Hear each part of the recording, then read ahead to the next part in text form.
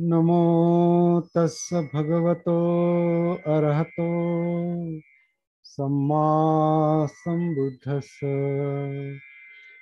नमो तस् भगवतो अरहतो सम्मा सम्बुद्धस्स।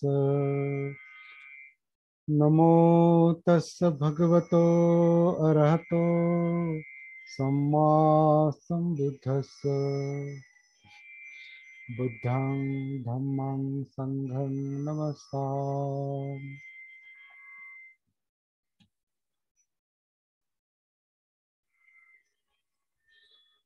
नहीं पापं कतं कम्मं सज्जु क्षीरं व मुच्यति दहन्तं बालमन्वेति भस्माच्छन्नो व पावको।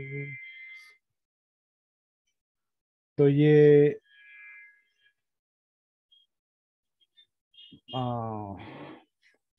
पापवग्गों की बालवग्गों की 12वीं गाथा है। 12वीं गाथा और धम्मपद की 71वीं गाथा। इस पर अभी हम थोड़ा विचार करेंगे, चर्चा करेंगे। हर गाथा कुछ न कुछ नया आ, नया नए नई शिक्षा देती है हर गाथा। ये भी ऐसी है। क्या कह रही है? नहीं पापं कतं कम्मं सज्जु क्षीरंग मुच्यति क्षीरंग मुच्यति। पाप कर्म जो है, बुरा कर्म जो है, वो ता- दूध की भांति तुरंत विकार नहीं, परिणाम नहीं लाता, विकार नहीं लाता। पाप कर्म, बुरा कर्म जो है, वो दूध की भांति तुरंत परिणाम नहीं लाता, विकार नहीं लाता। वह भस्म से ढकी हुई, मतलब राख, भस्म से ढकी हुई आग की तरह जलाता हुआ बाल आदमी का पीछा करता है। ऐसा इसमें ये अनुवाद किया है। इसको थोड़ा सा सुधार करने की आवश्यकता है, हम करेंगे वो। देखिए क्या कह रहे हैं। जैसे दूध दूध एकदम फटता नहीं, फट ना, नासणे ज्याला म्हणतो ना आपण, नासणं। दूध दूध एकदम फटता नहीं, वो धीरे धीरे फटता है। वो उपमा यहाँ पर दी है कि वैसे ही बाल आदमी ने, अज्ञानी आदमी ने, अजागरूक आदमी ने, जो सती का अभ्यास नहीं करता, उसने उसने किया हुआ कर्म तुरंत फल नहीं देता। मतलब धीरे धीरे वो फल लाता है, परिणाम लाता है। मतलब दूध जैसे एकदम नहीं फटता, वैसा ही है ये। अभी कुछ कर्म किया, गलत कर्म किया, तो एकदम परिणाम दिखाई नहीं देता। तो कभी कभी लगता है तो अच्छा है, बुरा किया और कुछ परिणाम नहीं उसका। लेकिन ये शिक्षा, ये संदेश ऐसा कहता है कि जैसे दूध बाद में फटता है, उसमें नींबू डालने के बाद या कुछ खट्टा उसमें, या दूसरे उसमें दूसरा दही डालने के बाद, जैसे वो दूध जो है वो बाद में फटता है, कुछ देर के बाद फटता है, घंटों के बाद फटता है। उस तरह से अगर अविद्या में, अजागृत अवस्था में अगर कुछ काम किया और गलत काम किया, तो उसका परिणाम धीरे धीरे धीरे धीरे आने लगता है। और दहंतं बाल मनवेति, वो उस बाल मनुष्य का, अज्ञानी मनुष्य का पीछा करता है और भस्म से ढकी हुई अग्नि की तरह, राख के नीचे ढकी हुई अग्नि की तरह उसे दाह देता है, पीड़ा देता है, दुख देता है। इसलिए इसी तरह की एक गाथा जो आगे कभी आएगी किसी इसमें, कि कभी भी ऐसा नहीं समझना चाहिए कि अभी मैंने गलत काम किया तो उसका परिणाम नहीं आएगा। ऐसा कभी सोचना नहीं चाहिए, क्योंकि ये गाथा जैसे कहती है कि जैसे दूध एकदम नहीं फटता, दूध का दही एकदम नहीं बनता, इसी तरह बाल के, अविद्याग्रस्त आदमी के अजागृति में किया हुआ कर्म तुरंत फल नहीं देता। वो धीरे धीरे धीरे धीरे फल पकता है, और बाद में जैसे राख के नीचे अग्नि ढक जाती है, उस तरह वो परिणाम भी ढक जाते हैं। और जो वो परिणाम दिखाई देते हैं, तो वो उस बाल के मन को, अविद्याग्रस्त मनुष्य के मन को दाह देता है, पीड़ा देता है, दुख देता है, जलाता है।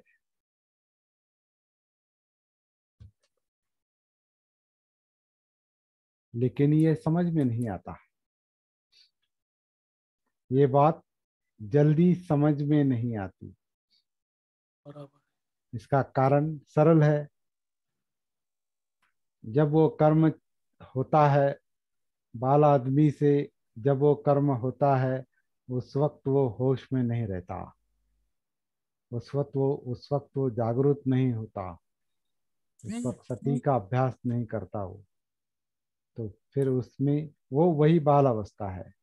और बाल अवस्था में अगर कर्म किया है तो वो धीरे धीरे परिणाम देता है, और बाद में वो बहुत पीड़ादायक फल देता है, दाह निर्माण करता है, दुख निर्माण करता है।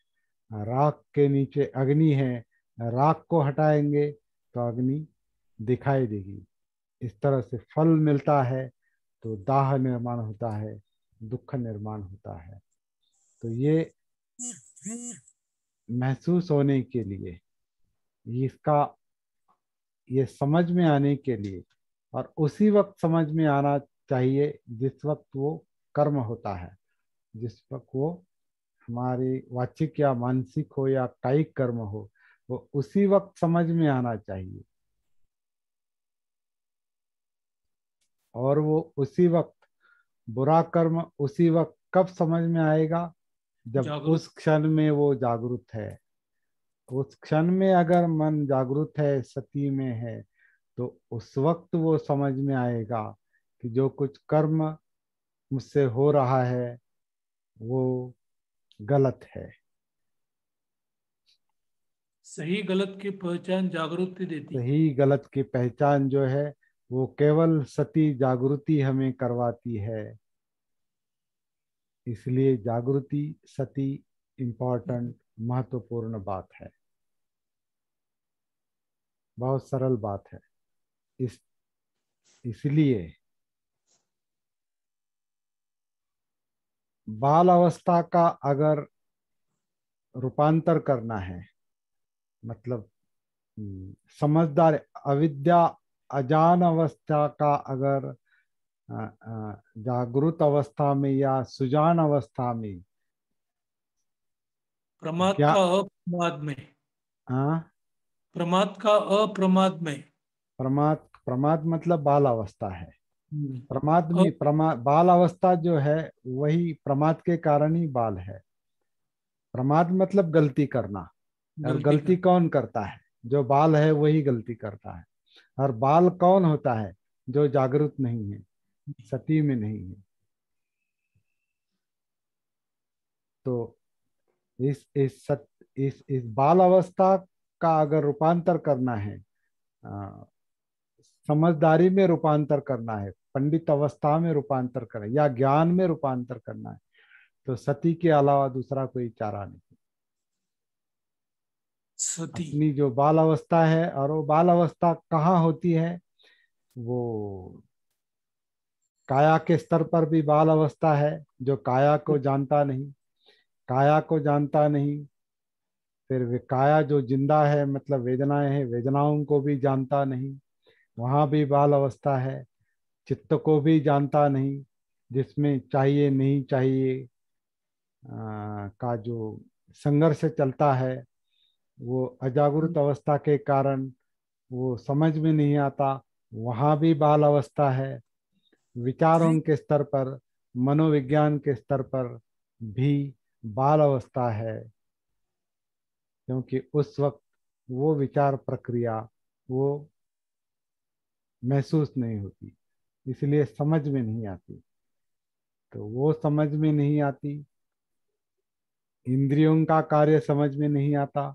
जो देखता है वहां भी बाल अवस्था है, सुनता है वहां भी बाल अवस्था है, सूंघना, चखना, स्पर्श करना, और इसका जो मन पर परिणाम है, इन सभी में, इसका मतलब टॉप टॉप टू बॉटम सभी तरफ बाल अवस्था, अविद्याग्रस्त अवस्था होती है। इसलिए सभी तरफ, जैसे हमने कल देखा कि दुख हर तरफ होता है, हर जगह पर होता है। उस तो जगह पर। अंदर से हो सकता है, बाहर से हो सकता है, मानसिक हो सकता है, शारीरिक हो सकता है, लेकिन उसका जो मूल कारण है वो अविद्याग्रस्त अवस्था है, बाल अवस्था है। और उस बाल अवस्था में कोई कर्म अगर हमारे हाथ से होता है, तो उसका परिणाम बाद में आने ही वाला है कभी ना कभी। और उसका परिणाम भी दुखदायक है, दाह कारक है। तो बहुत सरल और सिंपल, सिंपल नहीं है लेकिन सरल गाथा है, समझने के लिए कठिन है, लेकिन सती से समझ में आ सकती है। बाल अवस्था इतनी जल्दी समझ में नहीं आती, अनकॉन्शियस माइंड, अजागरूक चित्त इतना समझ में नहीं आता, जल्दी समझ में नहीं आता। जब तक हम अपने आप से कनेक्ट नहीं होते, फिर बाद में समझ में आता है कि अरे कई सारी बातें हैं हमारे जीवन में, हमारे चित्त में, हमारे मनोविज्ञान में, काया में, कई सारी ऐसी बातें हैं कि जो हम जानते ही नहीं, समझ में ही नहीं आता। वो अविद्याग्रस्त अवस्था है, अजान अवस्था है, बाल अवस्था है। तो बाल अवस्था अगर कम करनी है तो सती का अभ्यास निरंतर होना चाहिए। सती, जो हम जानते हैं कि शरीर सांस अंदर लेता है, शरीर सांस बाहर छोड़ता है, नैसर्गिक रूप से उस सांस को आन और अपान को, नैसर्गिक आन और अपान को, यानी अनात्म आन और अपान को, या अनात्म काया आन काया अपान को, जिस जैसी भी अवस्था में है, जैसा भी ये सांस चल रहा है, जैसा भी ये काया ले रही है, छोड़ रही है, इस क्षण में, वर्तमान में जैसा भी है वैसा महसूस करने की कोशिश करनी है, लेवल 1 में महसूस करना। महसूस करनी है इस क्षण में जो बाकी चल बात। रहा है। और अभी, पिछला सांस नहीं, आगे का सांस नहीं, अभी का, अभी, इस वक्त। पीका। पेट, पीठ, आपका पेट, आपकी पीठ, आपकी छाती, अंदर फेफड़े, श्वास पटल, ये जो धड़ का हिस्सा है, वो किस तरह से आन करता है, किस तरह से अपान करता है, उसमें क्या हलचलें चल रही है, क्या मोमेंट चल रही है, एक एक मोमेंट को इस क्षण में बारीकी से देखते देखते देखते, पूरी आन और अपान प्रक्रिया, काया आन काया अपान प्रक्रिया देखते देखते, हम सती के आधार से बाल अवस्था को जागृत अवस्था में या सज्ञान अवस्था में, सज्ञान, सज्ञान बाल के विरुद्ध मतलब सज्ञान, हाँ, सज्ञान, तो बाल का सज्ञान अवस्था में सती के कारण रूपांतर होता है। तो फिर बाल अवस्था में जो हमारी वाचिक और कायिक कृति हमसे होगी वो होगी नहीं। बहुत सरल बात है। सरल है। इसलिए सती साधना, सती साधना, सती साधना। आज हमारे साथ आनंदराव गंगावणी जुड़े हैं। वो मेरे बहुत पुराने मित्र हैं। आनंदराव जी, आपका चेहरा दिखाइए। आनंदराव गंगावणी। हाँ, एक मिनट है जरा, हाँ, बोला गर्म होता है और टी शर्ट वगैरह अच्छा चेयर कर अच्छा, दे। कुछ कुछ कुछ ओढ़ लीजिए ऊपर। हाँ, टी शर्ट पहनिए या टॉवेल लीजिए, लेकिन हमें हमें आपका चेहरा दिखाइए। क्या? जरूरी है। क्योंकि आपके आपके चेहरे से मैं बहुत प्यार करता हूँ।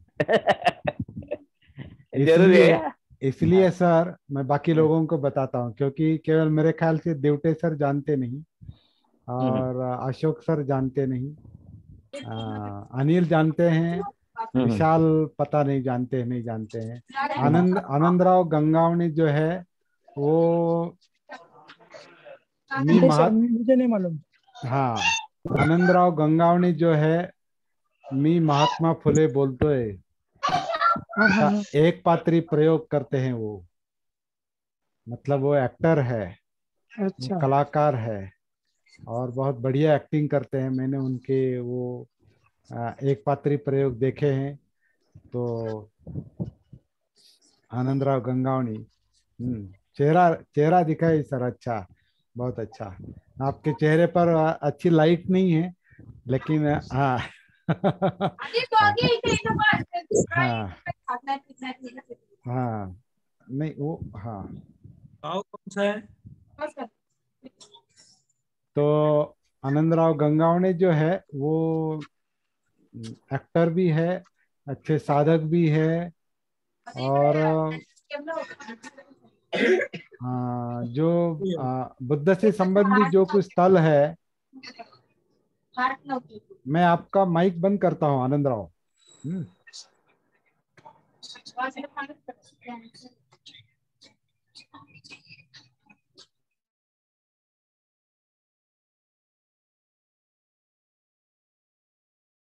तो आनंदराव जो है बौद्ध स्थल जो है, बुद्ध गया, वाराणसी, सारनाथ वगैरह वगैरह सभी, जो कुशिनारा, बुद्ध से संबंधी जो स्थल है, वो बुद्ध स्थल, बौद्ध स्थल के वो यात्रा करवाते हैं, बौद्ध स्थलों की।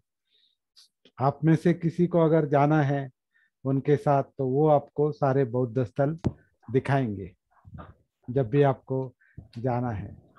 तो इस ये आनंदराव गंगावणी जी की ये पहचान है। लेकिन सबसे पहले वो मेरे अच्छे बहुत पुराने मित्र है, 20-22 साल पुराने मित्र है वो मेरे, आनंदराव गंगावणी।